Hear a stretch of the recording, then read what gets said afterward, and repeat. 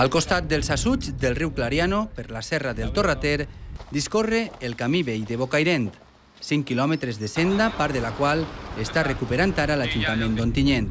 Es tracta d'una via d'època medieval. D'època medieval és el camí i segueix funcionant a ple, vull dir, totalment, fins a 1880 o per ahí, que és quan es fa aquesta carretera que hi ha ara. Durant anys, este camí fou l'únic nexe d'unió de la indústria tèxtil de les dues localitats. És el cordó umbilical entre la comunicació natural entre les viles de Bocairent i Ontinyent, que mantenen una relació econòmica i humana molt intensa.